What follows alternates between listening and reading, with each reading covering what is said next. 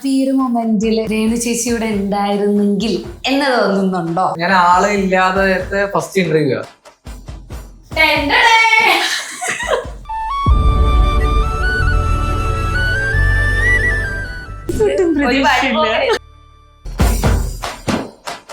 ഇവരുടെ ഇന്റർവ്യൂ എന്ന് പറഞ്ഞപ്പോ തന്നെ ഞാൻ എന്തേലും സാധനം പ്രതീക്ഷിച്ചിട്ടുണ്ടായിരുന്നു.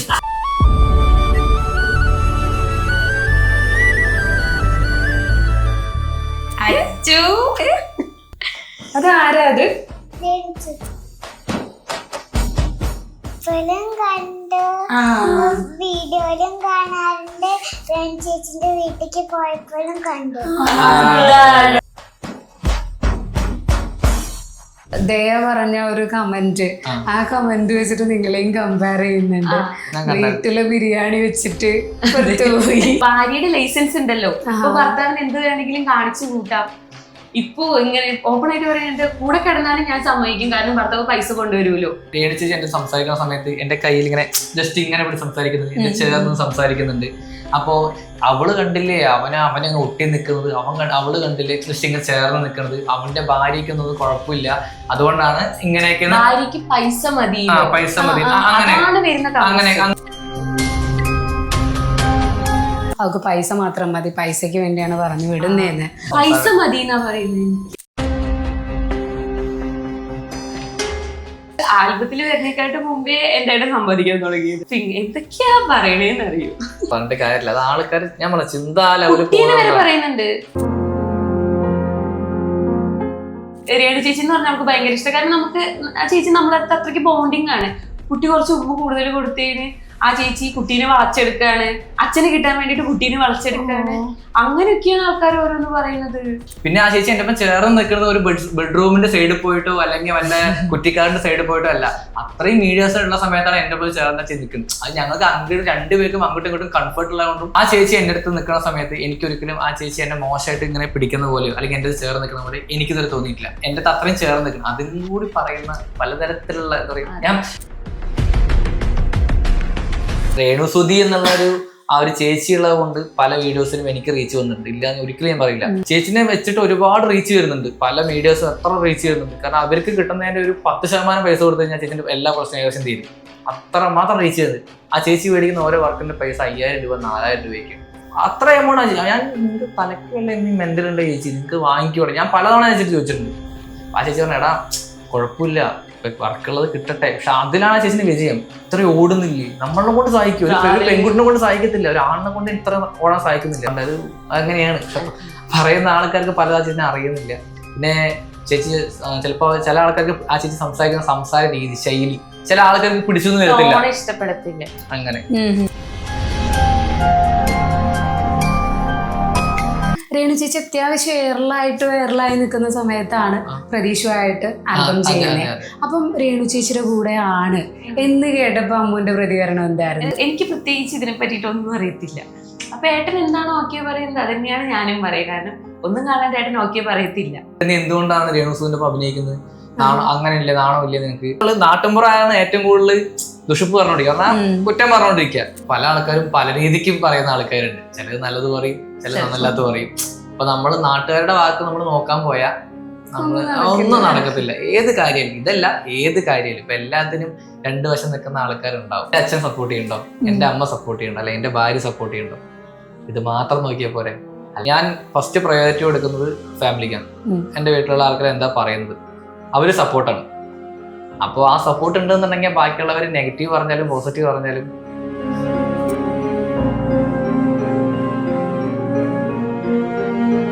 നെഗറ്റീവായിട്ട് റീച്ച് ആയാലും ഭയങ്കര ഹാപ്പിയാണ്.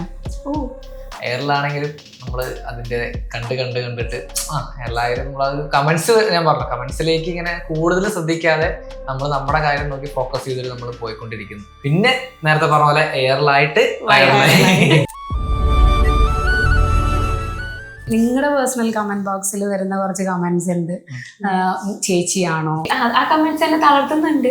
പക്ഷെ ഒരു ഭാഗത്ത് ഏട്ടന്റെ അമ്മയായാലും ശരി എനിക്ക് ഭയങ്കര സപ്പോർട്ട് ചെയ്യും. അവൾക്ക് എന്തൊക്കെ ഫുഡ് ഇഷ്ടം അല്ലെങ്കിൽ അവൾക്ക് എങ്ങനെയാണ് നടക്കുന്നതിന്റെ ഫ്രീഡം ഓൾറെഡി എന്റെ വീട്ടിലായാലും ശരി ഞാനാണ് കൊടുത്തിട്ടുണ്ട്. അപ്പൊ അവള് തടി വെക്കുകയാണ് തടി വെക്കട്ടെ, തടി കുറയ്ക്കുകയാണ് തടി കുറയ്ക്കട്ടെ, അവളുടെ ഇഷ്ടം.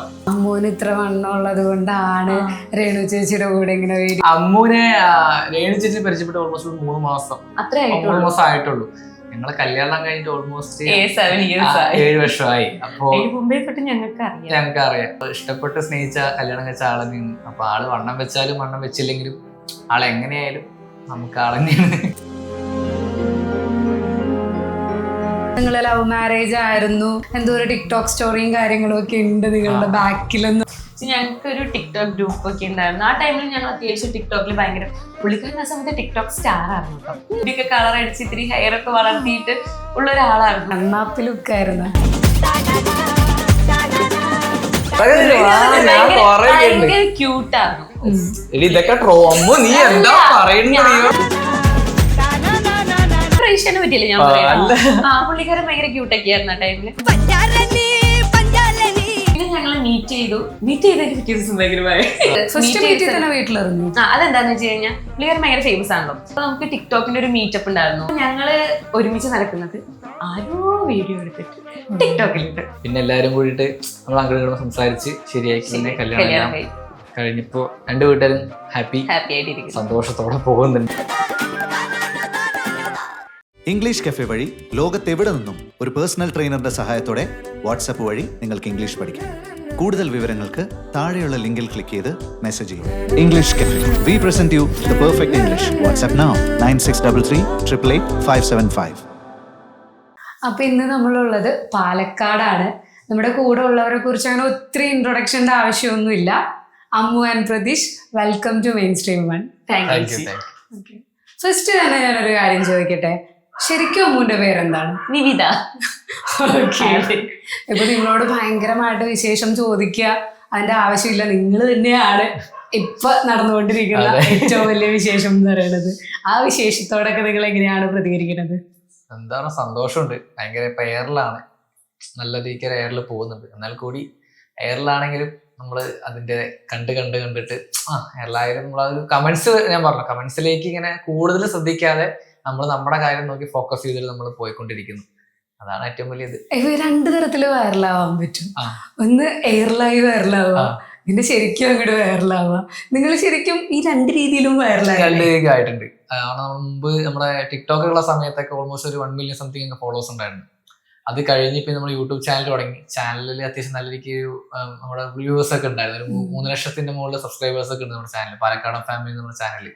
അതിൽ കുറച്ച് വൈറലായി നിന്നു. അതിനുശേഷം പിന്നെ കുറച്ച് ഡൗൺ ആയി നിന്നു. അപ്പോഴാണ് ഈ ഒരു ആൽബത്തിലേക്ക് വരുന്നതും രേണു ചേച്ചിയായിട്ടുള്ള പരിചയപ്പെട്ടുള്ളത്. പിന്നെ നേരത്തെ പറഞ്ഞ പോലെ എയറിലായിട്ട് വൈറലായി. അപ്പൊ ഈ നിങ്ങളുടെ ഈ പാലക്കാടൻ വ്ളോഗ്സ്, അതില് അനിയത്തേനെ എപ്പോഴും കാണുമായിരുന്നു, പക്ഷെ പിന്നീട് എന്തോ മിസ്സായി പോയി. അതെന്തായാലും ആള് കല്യാണം കഴിച്ചിട്ട് മലപ്പുറത്താണ്, അളിയനും പെങ്ങളൊക്കെ മലപ്പുറത്താണ്. അപ്പൊ അതുകൊണ്ട് അവള് നമ്മുടെ ഇടയ്ക്ക് വരുന്ന സമയത്ത് നമ്മൾ വ്ളോഗ് ചെയ്യുമ്പോൾ ഇടും, അത്രേ ഉള്ളൂ. അല്ലാണ്ട് മൂപ്പർക്ക് അവിടെ ആയതുകൊണ്ട് കല്യാണം കഴിച്ച് അവിടേക്ക് പോയത് കൊണ്ടാണ് ആളില്ലാത്തവിടെ. സോഷ്യൽ മീഡിയ അല്ലേ, എന്തായിരിക്കും ഓക്കെ. ഇപ്പോ പ്രതീഷ് വൈറലായി ഇത്രയും ഫേമസ് ആയി ഇപ്പൊ നിൽക്കുന്നതിന്റെ പിന്നില് യഥാർത്ഥ കാരണം എന്ന് പറയുന്നത് ശരിക്കും രേണു ചേച്ചി തന്നെയല്ലേ? സത്യമാണ്. ഞാൻ അത് ഓൾറെഡി നമ്മൾ പലതവണ വീഡിയോസിൽ നമ്മൾ പറഞ്ഞിട്ടുണ്ട്. നമ്മളൊരു 4 ആളിലേക്ക് നമ്മുടെ ഫേസ് എത്തണമെങ്കിലും അല്ലെങ്കിൽ നമുക്ക് ഒരു വർക്ക് പിന്നീട് കിട്ടും. ഇപ്പൊ ഞാനൊരു 3ാമത്തെ മൂവിയാണ് ഇപ്പൊ കമ്മിറ്റ് ചെയ്തേക്കുന്നത്. ഈ വരുന്ന 13-ാം തീയതി ഒരു മൂവിയുടെ പൂജയുണ്ട്, ഫാമിലി സർക്കസ് എന്ന് പറഞ്ഞിട്ട്. അപ്പൊ അതിലേക്ക് അടക്കം കിട്ടാനുള്ള കാരണം ചേച്ചി തന്നെയാണ്. കാരണം ചേച്ചിയോടൊപ്പം ചെയ്ത വീഡിയോ വൈറലായതുകൊണ്ടാണ് കണ്ടിന്യൂസ് വർക്ക്. ഇപ്പൊ ഓൾമോസ്റ്റ് 9 ആൽബത്തിന് മുകളിൽ ഞാൻ ചേച്ചി മാത്രം ചെയ്തിട്ടുണ്ട് ആ ഒരു ലെവലില്. അപ്പൊ ചേച്ചി തന്നെയാണ് മെയിൻ സംഭവം അതിൽ നമുക്ക് കിട്ടാൻ. ഇപ്പൊ ഫസ്റ്റ് ശരിക്കും രേണു ചേച്ചി അത്യാവശ്യം വൈറലായി നിൽക്കുന്ന സമയത്താണ് പ്രതീക്ഷയായിട്ട് ആൽബം ചെയ്യുന്നത്. അപ്പം രേണു ചേച്ചിയുടെ കൂടെ ആണ് എന്ന് കേട്ടപ്പോ അമ്മുവിന്റെ പ്രതികരണം എന്തായിരുന്നു? ഈ കോള് വരുന്ന സമയത്ത്, ഡയറക്റ്റ് വിളിക്കുന്ന സമയത്ത് ഞാൻ ഏട്ടനും കൂടി ഞങ്ങൾ എവിടേക്കും ട്രാവൽ ചെയ്തുകൊണ്ടിരിക്കുകയായിരുന്നു. അപ്പൊ നമുക്ക് ഓൾറെഡി ഏട്ടൻ ലൗഡിൽ ഇട്ടിട്ടാണ് പറയുന്നത്. എനിക്ക് പ്രത്യേകിച്ച് ഇതിനെ പറ്റിയിട്ടൊന്നും അറിയത്തില്ല. അപ്പൊ ഏട്ടൻ എന്താണോ ഓക്കെ പറയുന്നത് അത് തന്നെയാണ് ഞാനും പറയുക. കാരണം ഒന്നും കാണാണ്ട് ഏട്ടൻ ഓക്കെ പറയത്തില്ല. അതുകൊണ്ടാണ് നമ്മൾ ഇവിടെ എത്തി നിൽക്കുന്നത്. ശരിക്കും അപ്പൊ നമ്മൾ ചിന്തിച്ചു നോക്കുമ്പോ രേണു ചേച്ചിക്ക് ഒത്തിരി നെഗറ്റീവ്സ് വരുന്നുണ്ട്, പലതും ആണ് പറയുന്നത്. അപ്പൊ നമ്മളും അതിലായി കഴിയുമ്പോ എന്തായിരിക്കും അവസ്ഥ? സ്വാഭാവികമായിട്ടും ചിന്തിക്കില്ലേ? ഇപ്പൊ ഫാമിലിയുടെ ഭാഗത്തുനിന്നും സപ്പോർട്ട് തന്നെ ആയിരുന്നു ആ ടൈമിൽ. നമ്മുടെ വീട്ടിൽ ഈ ആൾക്കാര് പറയുന്നത് നോക്കൂല, നമ്മൾ പറയുന്നത് എന്താണ് അതാണ് ആദ്യത്തെ പ്രയോറിറ്റി. അത് കഴിഞ്ഞ ശേഷമാണ് നമ്മുടെ ബാക്കിൽ വേറെ ആൾക്കാർ എന്താ പറയുന്നത് ചിന്തിക്കുള്ളൂ. അപ്പൊ സോ ഞാനത് ഓക്കെ ആയതുകൊണ്ട് എന്റെ വീട്ടിൽ എനിക്ക് അതിന്റെ സപ്പോർട്ട് ഉണ്ട്. അത്രയേ ഉള്ളൂ. കാരണം ഇപ്പൊ പല ആൾക്കാരും പല രീതിക്കും പറയുന്ന ആൾക്കാരുണ്ട്. ചിലത് നല്ലത് പറയും, ചിലത് നല്ലത് പറയും. അപ്പൊ നമ്മൾ നാട്ടുകാരുടെ വാക്ക് നമ്മൾ നോക്കാൻ പോയാൽ ഒന്നും നടക്കത്തില്ല. ഏത് കാര്യമായാലും, ഇതല്ല ഏത് കാര്യമായാലും ഇപ്പൊ എല്ലാത്തിനും രണ്ടു വശം നിൽക്കുന്ന ആൾക്കാരുണ്ടാവും.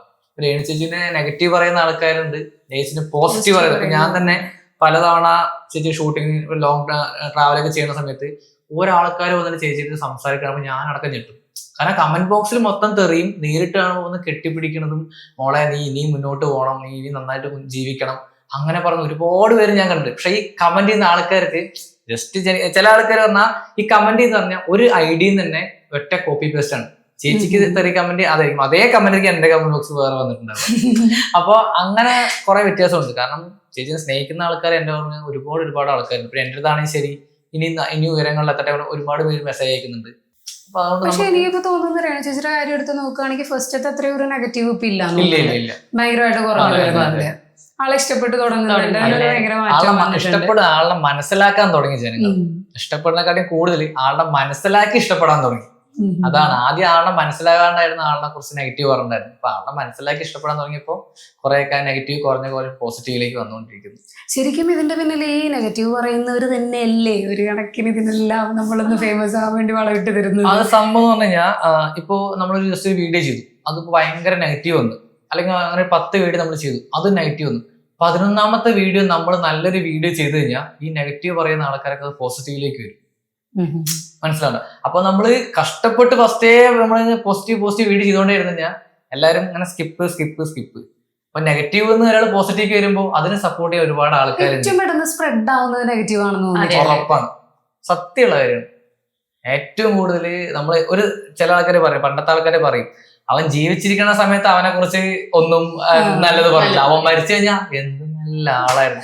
അങ്ങനെ ചിന്തിക്കുന്ന ആൾക്കാരുടെ ഇടയിൽ നമ്മൾ എത്ര നല്ല കാര്യം ചെയ്താലും അതൊന്നും മൈൻഡിൽ നിൽക്കില്ല. നമ്മൾ എന്തെങ്കിലും ചെറുതായിട്ടൊരു മിസ്റ്റേക്ക് ചെയ്തോക്ക് അത് ആദ്യം ചൂണ്ടിക്കാണിക്കുന്ന സമൂഹമാണ് നമ്മുടെ ഇന്നത്തെ. സ്പ്രെഡ് ആവും, ഉറപ്പാണ്. അതാണ് ഇതിനെ നെഗറ്റീവിന് ഇത്രമാത്രം ഇമ്പാക്ട് ആൾക്കാരുടെ ഇടയിൽ. ഇനി നിങ്ങളുടെ പേഴ്സണലി കുറച്ച് കാര്യങ്ങൾ ചോദിക്കാം. വേറെ ഒന്നുമല്ല, ഇപ്പോ നിങ്ങളുടെ ഒരു കമന്റ് ബോക്സിൽ, നിങ്ങളുടെ പേഴ്സണൽ കമന്റ് ബോക്സിൽ വരുന്ന കുറച്ച് കമന്റ്സ് ഉണ്ട്. ചേച്ചിയാണോ, കുറച്ച് ബോഡി ഷേമിങ് കാര്യങ്ങള്, ഇത്. അപ്പം അതിനോടൊക്കെ നിങ്ങൾക്ക് എന്താ പറയാനുള്ളത്? എന്നെ സംബന്ധിച്ചിടത്തോളം എനിക്ക് ആ കമന്റ്സ് എന്നെ തളർത്തുന്നുണ്ട്. പക്ഷെ ഒരു ഭാഗത്ത് ഏട്ടന്റെ അമ്മയായാലും ശരി എനിക്ക് ഭയങ്കര സപ്പോർട്ട് ചെയ്യും. ഞാൻ ഡയറ്റ് എടുക്കുമ്പോൾ, ഭക്ഷണം കഴിക്കാണ്ടിരിക്കുമ്പോഴായാലും ശരി, ഞാൻ ജിമ്മിന് പോകണം എന്നൊക്കെ പറയുമ്പോൾ അമ്മയ്ക്ക് അതൊന്നും ഇഷ്ടമല്ല. അമ്മയ്ക്ക് എനിക്ക് തടി ഉള്ളതാണ് ഒരു പെണ്ണിന് ഭംഗി എന്നാണ് അമ്മ പറയുക. അപ്പൊ പിന്നെ നമുക്ക് കുറയ്ക്കാനും തോന്നില്ല. കാരണം ഇങ്ങനെ കേൾക്കുമ്പോൾ ഇവിടെ ഭക്ഷണം കഴിക്കാണ്ട് കുറയ്ക്കുക, ഭക്ഷണം കഴിക്കാണ്ട് ഇനി തടിയാൻ കുറയ്ക്കും, അപ്പൊ ഭക്ഷണം കഴിക്കില്ല. അപ്പൊ അമ്മ പറയും, നീ എന്തിനു നാട്ടുകാരുടെ വാക്ക് കേൾക്കണം. നമ്മുടെ വീട്ടിൽ അങ്ങനെയാണ്, നീ നിനക്ക് ഈ സമയത്താണ് കഴിക്കേണ്ടത്. നമ്മൾ ഈ പ്രായത്തിലെ കഴിക്കുന്നത്. കുറച്ചുകൂടെ ആയി കഴിഞ്ഞാൽ നമുക്ക് പ്രഷർ, ഷുഗർ പോലുള്ള എല്ലാ സാധനവും വരും. അപ്പൊ നമ്മൾ കറക്റ്റ് കാര്യമില്ല. അവൾക്ക് എന്തൊക്കെ ഫുഡ് ഇഷ്ടം, അല്ലെങ്കിൽ അവൾക്ക് എങ്ങനെയാണ് നടക്കുന്നതിന്റെ ഫ്രീഡം ഓൾറെഡി എന്റെ വീട്ടിലായാലും ശരി ഞാനാണ് കൊടുത്തിട്ടുണ്ട്. അപ്പൊ അവള് തടി വെക്കുകയാണ് തടി വെക്കട്ടെ, തടി കുറയ്ക്കുകയാണ് തടി കുറയ്ക്കട്ടെ, അവളുടെ ഇഷ്ടം. അത്രേ ഉള്ളൂ. ഇവന്ത് അമ്മൂന് ഇത്ര വണ്ണമുള്ളത് കൊണ്ടാണ് രേണു ചേച്ചിയുടെ കൂടെ ഇങ്ങനെ ഒരുപാട് കേട്ടിട്ടുണ്ട് ഞാന്. അമ്മൂനെ രേണു ചേച്ചി പരിചയപ്പെട്ട് ഓൾമോസ്റ്റ് 3 മാസം ആയിട്ടുള്ളൂ.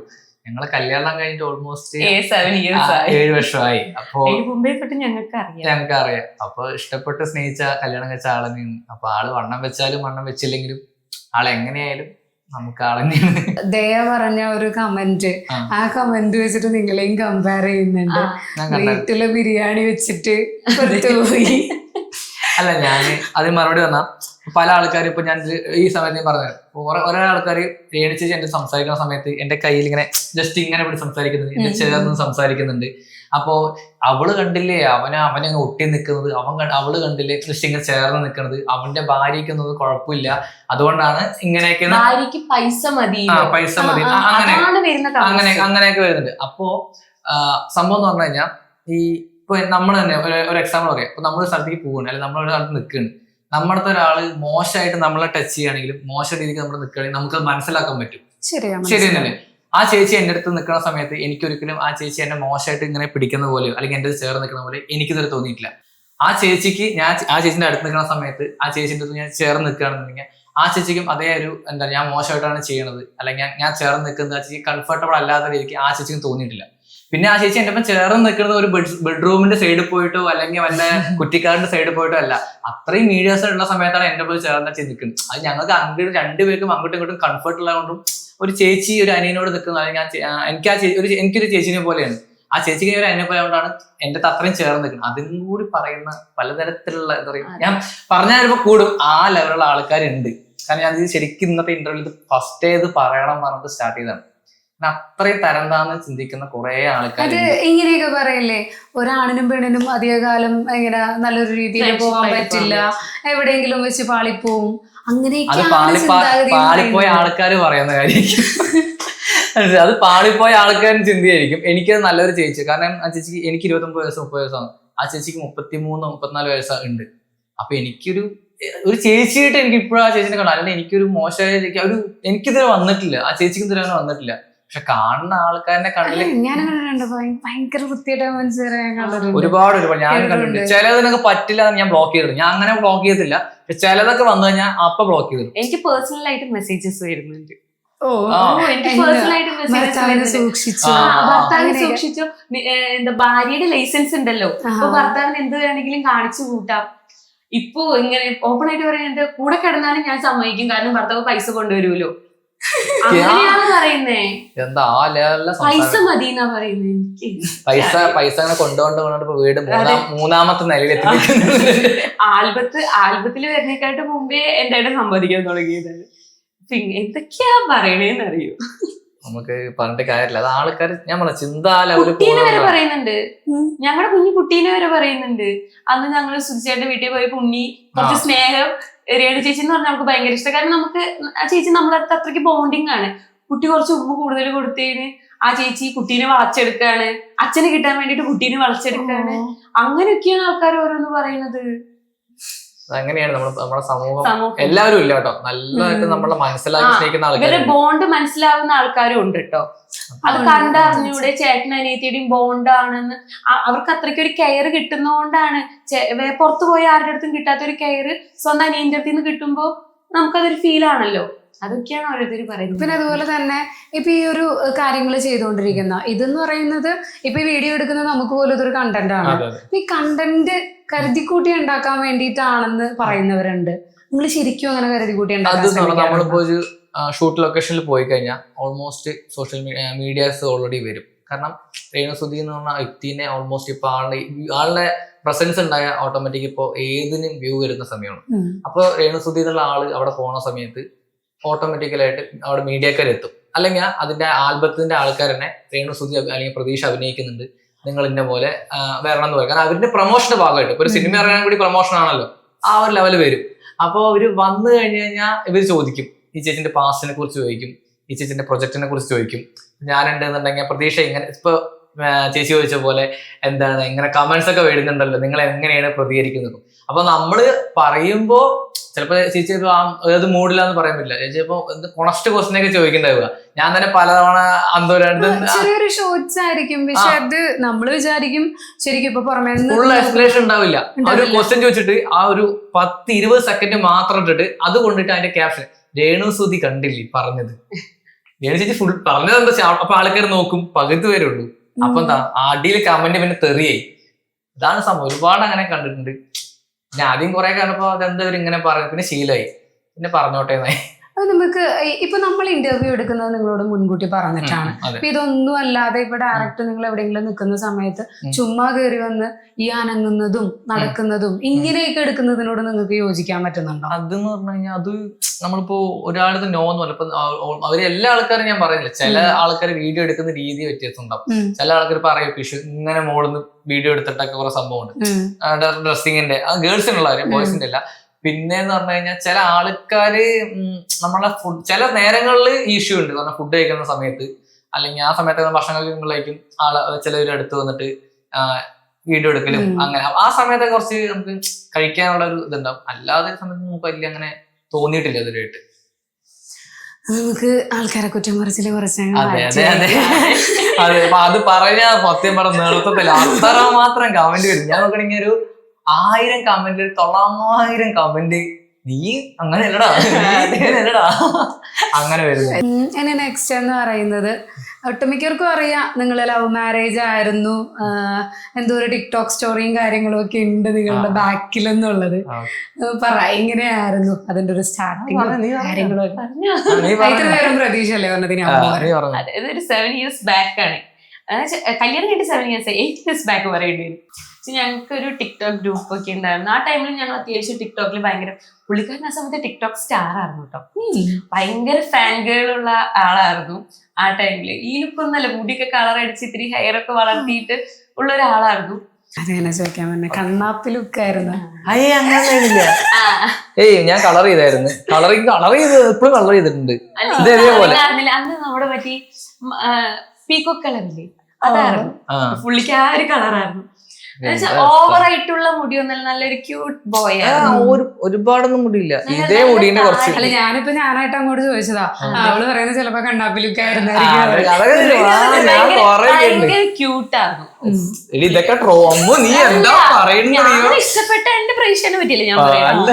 പുള്ളിക്കാരൻ ഭയങ്കര ക്യൂട്ടൊക്കെ ആയിരുന്നു ആ ടൈമില്. അപ്പൊ ഞങ്ങൾ അങ്ങനെ ഇങ്ങനെ സംസാരിച്ച്, പുള്ളിക്കാരൻ ആ സമയത്ത് മാട്രിമോണിയിൽ എറണാകുളത്ത് വർക്ക് ചെയ്യാം, ഞാൻ പഠിച്ചോണ്ടിരിക്കുക, കോളേജിൽ ഞാൻ കൂടെ പഠിച്ചോണ്ടിരിക്കുക. ഞങ്ങൾ അങ്ങനെ സംസാരിച്ച് പുള്ളിക്കാരൻ ഭയങ്കര ഓപ്പൺ അപ്പായി, ഞാനും ഭയങ്കര ഓപ്പൺ അപ്പായി. നമുക്ക് ഒരു കെമിസ്ട്രി വന്നു, വർക്ക്ഔട്ട് ആയി അവിടെ. പിന്നെ ഞങ്ങൾ മീറ്റ് ചെയ്തതിന് പിറ്റേ ദിവസം ഭയങ്കരമായി ഞങ്ങള് അതെന്താന്ന് വെച്ച് കഴിഞ്ഞാൽ പുള്ളിക്കാരൻ ഭയങ്കര ഫേമസ് ആണല്ലോ. അപ്പൊ നമുക്ക് ടിക്ടോക്കിന്റെ ഒരു മീറ്റപ്പ് ഉണ്ടായിരുന്നു, എവിടെ മറ്റേ സുഭാഷ് പാർക്കിൽ വെച്ചിട്ട് മീറ്റപ്പ് ഉണ്ടായിരുന്നു. അപ്പൊ ഞങ്ങള് ഒരുമിച്ച് നടക്കുന്നത് ആരോ വീഡിയോ എടുത്തിട്ട് ടിക്ടോക്കിലിട്ട്. അപ്പൊ അങ്ങനെ ഫാമിലി കണ്ട് അങ്ങനെ ഇഷ്യൂസ് ഒക്കെ അങ്ങനെ പിന്നെ പ്രശ്നമൊക്കെ കുറച്ചായി. പിന്നെ എല്ലാരും കൂടിയിട്ട് നമ്മൾ അങ്ങോട്ട് സംസാരിച്ച് ശരിയാക്കി. പിന്നെ കല്യാണം കഴിഞ്ഞപ്പോ 2 വീട്ടുകാരും ഹാപ്പി ആയിട്ടിരിക്കും, സന്തോഷത്തോടെ പോകുന്നുണ്ട്. ഇതുവരെ കുഴപ്പമില്ല. ഇടയ്ക്കിടയ്ക്ക് ചീറ്റും പൊട്ടലും ഫാമിലി ഉള്ള പോലെ. അത് ഞാൻ എപ്പോഴും പറയുന്നു, ഞങ്ങള് നിങ്ങളൊക്കെ വഴക്കുണ്ടാക്കാറില്ല. അതൊക്കെ കുറെ മുമ്പ് നമ്മളെ യൂട്യൂബ് ചാനലുള്ള സമയത്തൊക്കെ വരുന്നത്. സത്യം പറഞ്ഞാൽ ഞങ്ങൾ നല്ല തല്ലുണ്ടാക്കാറുണ്ട്, ഇടയ്ക്കിടയ്ക്ക് ഉണ്ടാക്കും. പക്ഷെ ഒരുപാട് നേരം പോകത്തില്ല. ഒരു ഡേന്റെ ഉള്ളിൽ തന്നെ ഏകദേശം എല്ലാ വീട്ടിലും നടക്കുന്ന പോലെ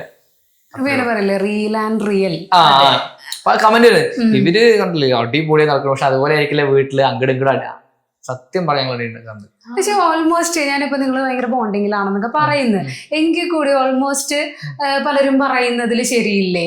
ഈ ഇങ്ങനെ റീലിൽ കാണിക്കുന്ന ഒരു ഇതല്ലല്ലോ അല്ലല്ല ഒരിക്കലും അല്ല. ഇപ്പൊ റീലിലാൻ പറ്റും 24 മണിക്കൂർ ഞാൻ അവിടുത്തെ റൊമാൻസും സന്തോഷത്തോടെയും ചിരിച്ച് കളിച്ച് കിടക്കുന്നത്. ഞങ്ങൾ അങ്ങനെയല്ല. നമുക്ക് ഒരുപാട് കാര്യങ്ങളുണ്ട്, ഒരുപാടുണ്ട്. കുടുംബം നോക്കണം, വീട്ടിൽ കുട്ടി, ഇവളുടെ കാര്യം നോക്കണം, അച്ഛനമ്മ, പെങ്ങള് വരുമ്പോ പെങ്ങളുടെ അങ്ങനേതായിട്ടുള്ള ഒരു ഇതുണ്ട്. അപ്പോ ആ സമയങ്ങളിൽ ചിലപ്പോ നമുക്ക് ഇവരെ കൊഞ്ചിക്കാനോ അല്ലെങ്കിൽ അങ്ങനെ, പക്ഷെ എന്നാലും നമ്മൾ അതിനൊരു സമയം കണ്ട് ഇവർക്ക് പുറത്തു പോകണമെങ്കിൽ പുറത്തു പോകാറുണ്ട്. ഇവർക്ക് ആവശ്യമുള്ള സാധനങ്ങളാണെങ്കിൽ അത് എത്തിക്കാറുണ്ട്. ഞാനില്ലെങ്കിൽ കൂടി അവള് വിളിച്ച് ബുക്ക് ചെയ്ത് ഓൺലൈനിൽ ബുക്ക് ചെയ്തിട്ടുണ്ട്, പൈസ അയക്കി കേട്ടോ. എന്നെ സത്യമായിട്ട് എന്റെ ഇവളുടെ ഗൂഗിൾ പേന്റെ ട്രാൻസാക്ഷൻ നോക്കിയാൽ ഞാൻ കാണിച്ചുതരാം. 500, 1000 അതിൻ്റെ ഉള്ള ലെവലിലൊക്കെ ഇങ്ങനെ ഓരോരോ ക്രീമുകൾ ഇങ്ങനെ യൂസ് ചെയ്തിട്ട് മുമ്പിൽ വരാറുണ്ട്. അപ്പൊ അതിന്റെ കാര്യം കറക്റ്റ് ഞാൻ നോക്കുന്നുണ്ട്. അതുകൊണ്ട് അവർക്ക് അതിന് പ്രശ്നമില്ലല്ലേ, ഇതുവരെ. അപ്പൊ ഫാമിലി അങ്ങനെ കൊണ്ട് നമ്മളെല്ലാം ബാലൻസ് ചെയ്ത് പോകുന്നുണ്ട്. ഡാൻസ് കളിക്കുന്ന ഒരു റീല് ചെയ്തായിരുന്നില്ലേ? അതിനെ കുറിച്ച് എന്താ പറയാ?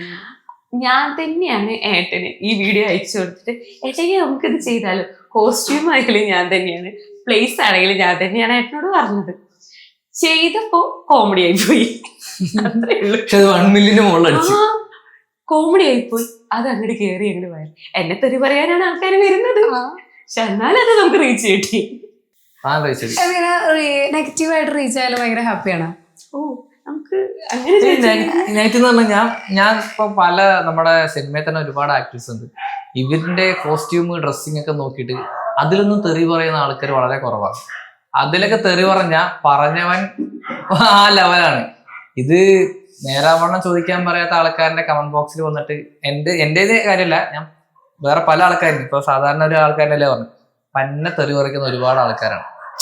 അതങ്ങനെയാണ് സമൂഹത്തിന്റെ ഒരു കിടപ്പുവശം കാണിക്കുന്നത്. ഇപ്പൊ ഞങ്ങൾ ചെയ്ത വീഡിയോസിൽ ഒരു വൾഗറില്ല. ഇപ്പൊ നെഗറ്റീവ് കമന്റ്സ് വന്നിട്ട് ഇപ്പൊ മില്യണൊക്കെ അടിച്ചാലും നിങ്ങൾ ഹാപ്പിയാണ്? അപ്പൊ അത് നമ്മൾ ചെയ്യുന്ന വീഡിയോയുടെ കണ്ടന്റിൽ ഒരു ബോർ സീൻസ് ഇല്ല. നമ്മൾക്ക് അറിയുന്ന കാര്യങ്ങൾ നമ്മൾ ചെയ്യുന്നു.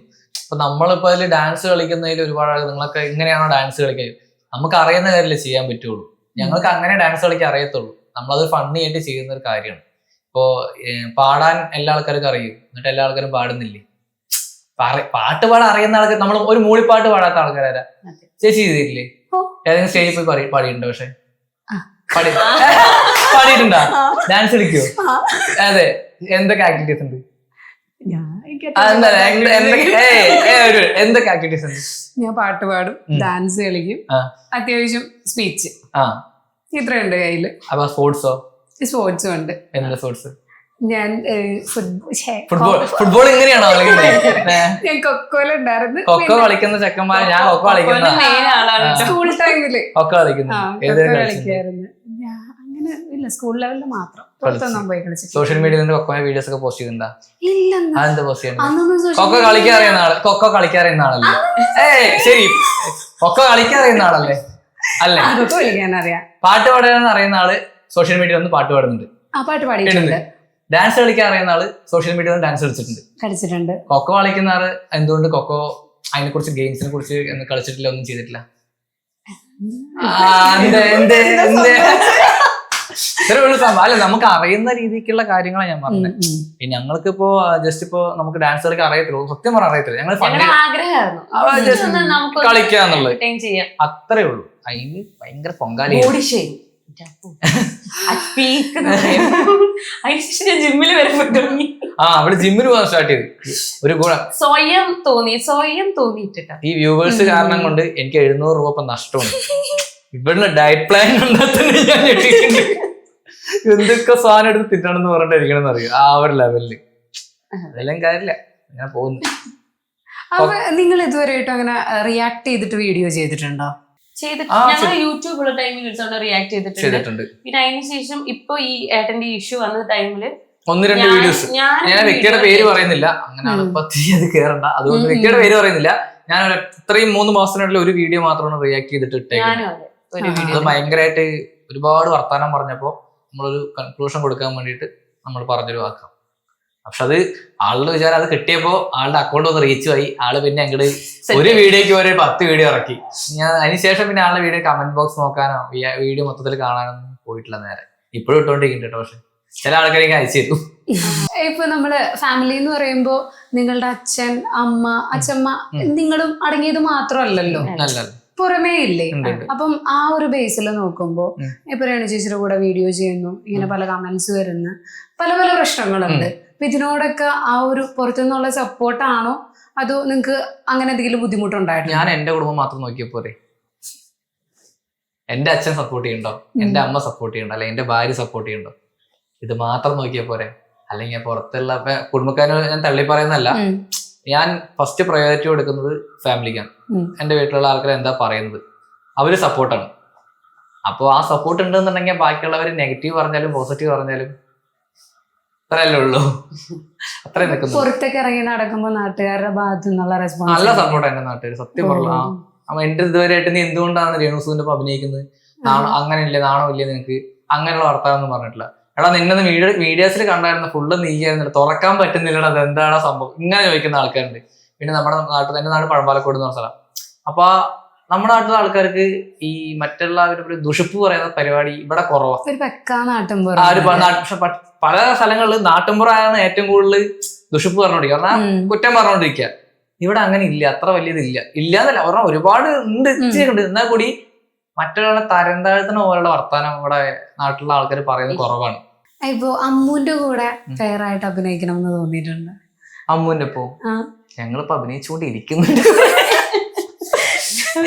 ഇല്ല, അങ്ങനെ പറഞ്ഞാൽ ഇല്ലെന്ന് പറഞ്ഞാൽ അങ്ങനെയല്ല കേട്ടാ, ഞാൻ ഒരു ഫ്ലോയില് പറഞ്ഞാണ്. അപ്പൊ അമ്മുമായിട്ട് ഇപ്പൊ ഇതിൽ പ്രൊഡ്യൂസ് ചെയ്യുന്ന ഡയറക്ട് ചെയ്യുന്ന ഓരോ ടീം നമ്മളെ കോൺടാക്ട് ചെയ്യുമ്പോൾ തന്നെ അവര് തന്നെ നായികനെ തീരുമാനിച്ചിട്ടുണ്ടാവും, നായകനെ തീരുമാനിച്ചിട്ടുണ്ടാവും. അത് നമുക്ക് ഞാൻ ചെയ്തൊരു 2 വെബ് സീരീസിൽ അല്ലെങ്കിൽ ഒരു ഷോർട്ട് ഫിലിമിൽ എനിക്ക് ഒരു 10-20 സെക്കൻഡിന്റെ റോളേ ഉള്ളു ട്രിവാൻഡ്രത്ത് നടന്നത്. അത് ഡാൻസിന്റെ ബേസ് ആയിട്ടുള്ളത്. അപ്പൊ അതിൽ അങ്ങനെ പോകുമ്പോ അവര് വിളിക്കുമ്പോഴാണ് പോകുന്നേ. അമ്മുവിനായിട്ടൊരു വർക്ക് വരുവാണെന്നുണ്ടെങ്കിൽ ഞാൻ 2 കൈ നീട്ടി സന്തോഷിച്ചു. ചെയ്യ, ഞങ്ങൾ റെഡിയാണ്. അമ്മു രേണു ചേച്ചി ഉണ്ടെങ്കിൽ ആരുടെ കൂടെ അഭിനയിക്കാനാണ് ക്വസ്റ്റ്യൻ. അമ്മു രേണു ചേച്ചി ഉണ്ടെങ്കിൽ 2 പേരും അഭിനയിക്കും. രണ്ടാണ് കൂടി അഭിനയിക്കാൻ പറ്റുള്ളൂ. ഓ എങ്ങനെ അത് പറഞ്ഞാൽ ഞാനല്ല തീരുമാനിക്കേണ്ടത്, എന്ത് ചോദിക്കില്ലല്ലോ. പ്രതീക്ഷനാണ് ഓപ്ഷൻ. എനിക്ക് ഓപ്ഷൻ തരത്തില്ല, എനിക്ക് എങ്ങനെ ഓപ്ഷൻ വരിക? അതെന്ന് പറഞ്ഞു കഴിഞ്ഞാ എന്താ പറയാ, നമുക്ക് എനിക്ക് അമ്മൂന്റെ ഒപ്പം അഭിനയിക്കണം എന്ന് പറയും. പറഞ്ഞാ ഭാര്യയാണ്, ഞാൻ ചേച്ചി തള്ളിപ്പറയുന്നല്ല. എന്താണ് അപ്പോ എന്താണ് അവരിങ്ങനെ ചോദിക്കും നമ്മുടെ അടുത്ത്. ഓൾമോസ്റ്റ് ഇപ്പൊ ക്വസ്റ്റ്യൻ വല്ലാത്ത ക്വസ്റ്റ്യൻ ചോദിച്ചത് എനിക്ക് മനസ്സിലായി. ഞാനിപ്പോ വൈഫിന്റെ ഒപ്പം അഭിനയിക്കുന്നു പറയും. എന്താണ് അപ്പൊ അവര് പറയുകയാണെന്ന് കഴിഞ്ഞാൽ കുറച്ചുകൂടെ മാച്ച് പ്രതീക്ഷിന് രേണു ചേച്ചിന്റെ ഒപ്പമാണ്, പ്രതീക്ഷ അത് സെലക്ട് ചെയ്ത് പറഞ്ഞാൽ ഓക്കെ. ഞാൻ പറയും ഓക്കെ വൈഫിന് വേണ്ട, നമുക്ക് രേണു ചേച്ചിന്റെ ഒപ്പം അഭിനയിക്കാൻ താല്പര്യമുണ്ട്, അത് പറയും. അത് ഞാനല്ല തീരുമാനിക്കും. ഒരിക്കലും ഇന്ന നായികയാണ് എനിക്ക് വേണം എന്നുള്ളത് ഒരിക്കലും ഒരു ആർട്ടിസ്റ്റ് തീരുമാനിക്കില്ല. അത് തീരുമാനിക്കാനാണ് ഡയറക്ടറും പ്രൊഡ്യൂസറും ഒക്കെ ഉള്ളത്. കമന്റ്സ് എന്ത് വേണേലും പറയാം. അപ്പൊ നമുക്കൊരു ചെറിയൊരു ക്വസ്റ്റ്യൻ ചോദിക്കാം. മൊത്തത്തിൽ അങ്ങ് ഹാപ്പി ആയിട്ട് പോകണ്ട. കുറച്ചൊക്കെ ടെൻഷൻ അടിക്കണല്ലേ. ചോറ് വാരി കൊടുക്കല് അതും നമ്മുടെ ഒരു കണ്ടന്റ് ആണ്. നിങ്ങളിങ്ങനെ ഇടയ്ക്കിടയ്ക്ക് ചോറ് വാരി കൊടുക്കാറുണ്ടോ? നിങ്ങള് ഏട്ടന് ഇവിടെ അച്ഛനോട് അമ്മോടും ചോദിച്ചറിയാം, മിക്ക ദിവസങ്ങളിലും വാരി കൊടുക്കാറുണ്ട്. വീട്ടില് ഭയങ്കര ഫ്രീ ആണ്. ഇപ്പൊ മരുമകള് ഇല്ല, മരുമകള് അങ്ങനെയല്ല, മകള്. അപ്പൊ വീട്ടിലിങ്ങനെ ഇരുന്ന് നമ്മളിപ്പോ അച്ഛനമ്മ എല്ലാവരും ഒരുമിച്ച് ഇരുന്നിട്ടാണ് ഭക്ഷണം കഴിക്കണതും, സംസാരിക്കുക, കളി പറയുക, ചെറിയ പറയുക. ഇപ്പൊ ഇത് രണ്ടെണ്ണം അടിക്കണം എന്നുണ്ടെങ്കിൽ കൂടി ഞങ്ങൾ എല്ലാവരും കൂടെ അടിക്കും. മനസ്സിലായി? സത്യമായിട്ട് സീരിയസ് ആയിട്ട് പറഞ്ഞ കാര്യമാണ്. ഫസ്റ്റ് നൈറ്റ് വന്നതിന് നമുക്ക് എന്താ കിട്ടുക? പാലല്ലേ കിട്ടുക? എനിക്ക് ബീറാണ് കിട്ടിയത്. സീരിയസ് ആയിട്ട് പറയാം. ബീറും ഞാന്, ഏട്ടൻ, അച്ഛൻ, അമ്മ, ഉണ്ണി, കുഞ്ഞു, ഏട്ടന്റെ അനിയത്തി, ഞങ്ങൾ 5 പേരും കൂടിയിട്ടായിരുന്നു. ഇത്രേ ഉള്ളൂ സംഭവം. കാരണം നമ്മുടെ വീട്ടിൽ ഭയങ്കര ആ ഒരു ഇത് നമ്മള് കൊണ്ടുപോകണവരെ കൊണ്ടാണ്. അങ്ങനെയല്ല കേട്ടോ, നമുക്ക് ഭയങ്കര നമ്മുടേതായ ഒരു ലെവല്. ഫസ്റ്റ് നൈറ്റിലെ ബിയർ കൊടുത്തത് ആ ഒരു ലെവലാണ് നമ്മളിപ്പോഴും ഇപ്പോഴും കേട്ടോ. ഈ നിമിഷം വരെയാണെങ്കിൽ ശരി ആ ഒരു വൈബിലാണ് നമ്മുടെ ഫാമിലി പോകുന്നത്. നമുക്ക് എന്ത് പ്രശ്നം ഉണ്ടെങ്കിൽ ഇപ്പൊ ഞാനിവിടെ തല്ലുണ്ടാക്കുന്ന സമയത്ത് അച്ഛൻ വന്നിട്ട് നീ എന്തിനാ അങ്ങനെ കാണിച്ച് ഇങ്ങനെ നമ്മൾ എന്റെ ചൂടാവാറുണ്ട്, അവളൊരു ചൂടാവാറുണ്ട്. തെറ്റ് അത് അവര് പറഞ്ഞുതരും. എന്റെ ഭാഗത്തിന് വരും, കാരണം ഞാൻ വെറുതെ തോണ്ടിയിരിക്കും. അതാണ് ഇത്രയുള്ള സംഭവം. ഇപ്പൊ സോഷ്യൽ മീഡിയയില് അത്യാവശ്യം നല്ല റീച്ച് കിട്ടാൻ പറ്റിയ കണ്ടന്റ്സ് എന്തൊക്കെയാണ്? ഒന്നാ ഫസ്റ്റ് അവിഹിതം. പെട്ടെന്ന് പറഞ്ഞപ്പോ തെറ്റിപ്പോയ അവിഹിതം 1. 2 ഒരു ആരാന്നറിയില്ല, അവൻ എങ്ങനെയുള്ളവനാന്നറിയില്ല, അല്ലെങ്കിൽ അവള് എങ്ങനെ പച്ചക്ക് തെറി വിളിക്കുക. സത്യം നല്ല തെറി വിളിക്കുക, ഓട്ടോമാറ്റിക് ആൾക്കാർ കാണും. ഈ 2 കണ്ടന്റ് ഇട്ട് കഴിഞ്ഞാൽ ആൾക്കാർ ഭയങ്കരമായിട്ട് നോക്കും. ഇല്ലാന്ന് പറഞ്ഞു ഉറപ്പാ. എനിക്ക് മനസ്സിലാക്കിയുള്ള കാര്യം സത്യം. പക്ഷെ അങ്ങനെ പോയിട്ട് ആരും ചെയ്യരുത്. പ്രതീക്ഷ പറഞ്ഞു ഏതെങ്കിലും ചെറിയ പിള്ളേർ വന്നിട്ടേ അമ്മ പ്രതീക്ഷേട്ടൻ പറഞ്ഞു അവിഹിതം കാണിച്ചു കഴിഞ്ഞാൽ കാണുന്ന റീച്ച് കയറും, അവരാദ്യം എന്നെ വന്ന് തെറ്റുമെന്ന്. അല്ല ഞാൻ ട്രെൻഡിന്റെ കാര്യം പറഞ്ഞു. രണ്ടാമത്തെ പറഞ്ഞ അവിഹിതം പറഞ്ഞ ഞാൻ പ്രാങ്ക് ആട്ടോ ഉദ്ദേശിച്ചത്. എനിക്ക് പോയിട്ട് അവിഹിതം കാണിക്കണ പരിപാടി അല്ലാട്ടോ ഭാവി. അതൊന്നും പറയാൻ നിൽക്കണ്ട. അല്ല പ്രാങ്കിന്റെ കാര്യം പറഞ്ഞു. പ്രാങ്ക് വീഡിയോസിന് സത്യം പറഞ്ഞാൽ അന്നും ഇന്നും എന്ന് റീച്ചാണ്. അപ്പൊ നമ്മൾ പറഞ്ഞു വന്നത് രേണു ചേച്ചിയാണ് ശരിക്കും ഇപ്പൊ പ്രതീക്ഷ എന്നൊരു വ്യക്തിയെ പ്രതീക്ഷയാക്കി മാറ്റിയതും അത്യാവശ്യം കുറച്ച് ആളുകൾ അറിയപ്പെടാനൊക്കെ. അപ്പൊ ഈ ഒരു മൊമെന്റില് രേണു ചേച്ചി ഇവിടെ ഉണ്ടായിരുന്നെങ്കിൽ എന്ന് തോന്നുന്നുണ്ടോ? അപ്പൊ അടിപൊളിയായി. ആളുണ്ട്. ഞാൻ ആളെ ഇല്ലാതെ ഫസ്റ്റ് ഇന്റർവ്യൂ ചോദിക്കേണ്ട ഒരു ചോദ്യത്തിന് കറക്റ്റ് മറുപടി ആളിങ്ങനെ പറഞ്ഞുകൊണ്ടേയിരിക്കും. അപ്പോ എനിക്ക് ഇത്ര ആൻസർ. അപ്പൊ ആളുണ്ടെങ്കിൽ ആ ഒരു സംസാരിക്കേണ്ടി ഇത്ര സംസാരിക്കേണ്ടി വരില്ല.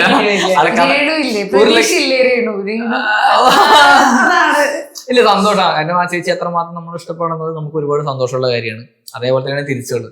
ചേച്ചി ഉണ്ടെന്നുണ്ടെങ്കിൽ നമുക്ക് അത്രയും ഹാപ്പി തന്നെ ആയിരുന്നു. കാരണം ചേച്ചിക്ക് ഏറ്റവും കൂടുതൽ ഇവിടെ ഞങ്ങളെക്കാട്ടിയും കൂടുതൽ പറഞ്ഞത് ചേച്ചിനെ കുറിച്ചാണ്.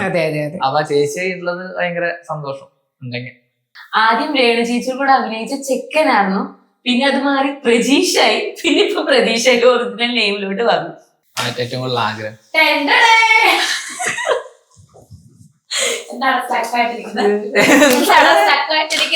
അല്ല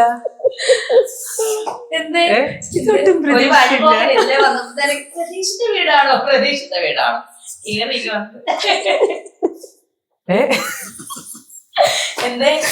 എനിക്ക് കാര്യമല്ല. ഇവരുടെ ഇന്റർവ്യൂ എന്ന് പറഞ്ഞപ്പോ തന്നെ ഞാൻ എന്തേലും സാധനം പ്രതീക്ഷിച്ചിട്ടുണ്ടായിരുന്നു. എന്തേലും ഒന്ന് പൊട്ടിക്കാനുള്ള എല്ലാ ഏർപ്പാടും ഉണ്ടായിരുന്നു. എന്താണ് മേഡം വിശേഷം? എന്താ മേഡം സുഖമായിട്ട്. അല്ല ഞങ്ങളിപ്പോ സംസാരിച്ചിട്ടുണ്ട് രേണുസുതി രേണു ഇല്ലാണ്ടുള്ള ചേച്ചിയെ പറ്റി ഇപ്പൊ ആദ്യത്തെ ഇന്റർവ്യൂ പറഞ്ഞു. ഏട്ടന് രേണു ചേച്ചി ഇല്ലാണ്ട് സംസാരിക്കാൻ പറ്റില്ല. രേണു ഇല്ലാതെ പ്രതീക്ഷയില്ല. സംസാരിക്കാൻ പറ്റത്തില്ല. ഇരിക്ക്, ഇരിക്ക്, ഇരിക്ക്. സീറ്റ് എവിടെ ഇരിക്കണം? ആകെ 2 സീറ്റ്. ഞാൻ പോയിട്ട് ചെയർ എടുത്തിട്ട് വരാം. അമ്മ പ്രതീക്ഷിച്ചായിരുന്നോ ഇങ്ങനെ ഒരു എൻട്രി? ഇല്ല, ഞാൻ പ്രതീക്ഷിച്ചിട്ടില്ല. പിന്നെ ചേച്ചി വേറെ എവിടെയോ ഷൂട്ടിലാണെന്നാണ് എനിക്ക് മെസ്സേജ് അയച്ചപ്പോ പറഞ്ഞത്. എന്തോ ഒരു റീൽ ഷൂട്ട് ആണെന്നാണ് പറഞ്ഞത്. തൃശ്ശൂര്. ഷൂട്ട്. പക്ഷെ അത് പാലക്കാട് എത്തുന്നു വിചാരിച്ചില്ല. നിങ്ങൾ തമ്മിലൊക്കെ കോണ്ടാക്ട് ഉണ്ട്? ഞങ്ങളാണ് കോണ്ടാക്ട് ഉള്ളത്. എന്നെക്കാട്ടിയും കോണ്ടാക്ട് ഏട്ടന്റെ അതിന് എവിടേക്കെങ്കിലും പോയി കഴിഞ്ഞാൽ ഏട്ടൻ വിളിച്ച് ഫോൺ എടുക്കത്തില്ല. അപ്പൊ കൂടെ ചേച്ചി ഉണ്ടല്ലോ. അപ്പൊ ഞാൻ ചേച്ചിനെ വിളിക്കും. ചേച്ചി ഇന്ന കാര്യം ഏട്ടനോട് പറയും. അപ്പൊ ചേച്ചി പറയും. അതാണ് ഇപ്പൊ നമ്മുടെ വേറൊരാള് ഇവിടെ ഇരിപ്പുണ്ട്. അച്ചൂട്ടി. അച്ചുട്ടി ഇയാൾക്ക് അച്ചുട്ടിന്റെ എന്താ ബിഗ് ഫാനാണ്. അതെ അച്ചു. അതാരാ അത്? ചേച്ചി നിന്റെ ചേച്ചീനെ ഭയങ്കര ഇഷ്ടമാണ് കുട്ടിക്ക്. രേണുചേച്ചിനെ കാണാറുണ്ടോ? എന്തിനാ കാണാറ്? ഇപ്പോഴും കണ്ടു, വീഡിയോയിലും കാണാറുണ്ട്, ചേച്ചിന്റെ വീട്ടിലേക്ക് പോയപ്പോഴും കണ്ടു. കുട്ടി രേണു ചേച്ചിയുടെ ഫാനാണ്. ഞാൻ അച്ചുവിന്റെ ഫാനാ. എന്റെ ഫാനാണോ രേണുചേച്ചിന്റെ ഫാനാണോ? അച്ഛന്റെ ആണോ രേണു ചേച്ചിയുടെ ഫാനാണോ? ചേച്ചി എന്നെ ഒഴിവാക്കിയില്ലേ? അമ്മയുടെ ഫാനാണോ രേണു ചേച്ചിയുടെ ഫാനാണോ?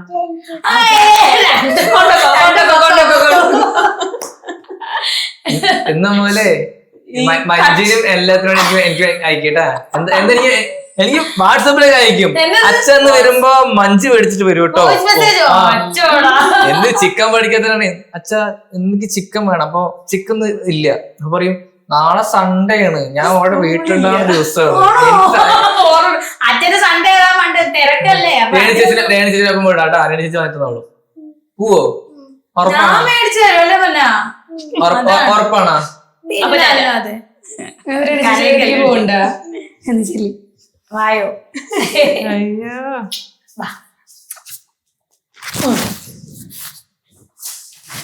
പിന്നെ ഇനി എന്തോ പറയാനുള്ളേ? ഒന്നുമില്ല, ഒന്നും പറയാനില്ല. എന്നാലും ചേച്ചിന് എന്താണ് ഇഷ്ടമായത്? ആദ്യം കണ്ടപ്പോ ആരാ മനസ്സിലായില്ല, പിന്നെ വീണ്ടും കാണാറുള്ളപ്പോ മനസ്സിലായി. ആദ്യം കണ്ടപ്പോ കുഞ്ഞിന് മനസ്സിലായില്ല. ആരാന്ന് മനസ്സിലായില്ല. നീ ട്രാൻസ്ലേഷൻ പക്ഷെ ആദ്യം കണ്ടപ്പോ ആരാന്ന് മനസ്സിലായില്ല. പിന്നെ അച്ഛന്റെ കൂടെ ഇങ്ങനെ അഭിനയിക്കുന്ന ആളാണെന്ന് അവൾക്ക് മനസ്സിലായി. കുട്ടിക്ക് ആദ്യം എന്നെ അറിയില്ലായിരുന്നു. അച്ഛന്റെ കൂടെ അഭിനയിച്ച് കുഞ്ഞിന് മനസ്സിലായി അച്ഛന്റെ കൂടെ അഭിനയിക്കുന്ന ചേച്ചിയാണ്. അതെ, അതാണ് കുഞ്ഞു പറഞ്ഞത്. ഇപ്പൊ മനസ്സിലായില്ലേ ഇവര് തമ്മിലുള്ള ഒരു കണക്ഷൻ? ഇതറിയാതെ കമന്റ് ബോക്സ് കിടന്ന് കളിക്കും. അല്ല ഞാനിപ്പോ ഓർക്കുന്നത് എന്താണെന്നത് അറിയാവോ പ്രതീക്ഷ? ഈ സ്ഥിരം ഇടുന്നവർ തന്നെയാണ് സ്ഥിരം കമന്റ് ഇടുന്നത്. അവർക്ക് എങ്ങനെ എന്ത് കാണിച്ചാലും ഇവർക്ക് അത് തന്നെ പറയണമെന്ന് തന്നെ വരുന്നവരാണെന്നാണ് എന്റെ ഒരു വിശ്വാസം. അവരിത് മാറ്റാൻ പോകുന്നില്ല. നമ്മളിപ്പോ ചേച്ചി വന്നപ്പോ കുട്ടിക്ക് ഉണ്ടായ സന്തോഷം നമ്മൾ നേരിട്ട് കണ്ടതാണ്. അച്ഛൻ്റെ നീണോന്റിയുടെയും കൂടെ അഭിനയിക്കുന്നുണ്ടോ? അഭിനയിക്കുന്നുണ്ടോ? ആഹാ, അഭിനയിക്കണേ.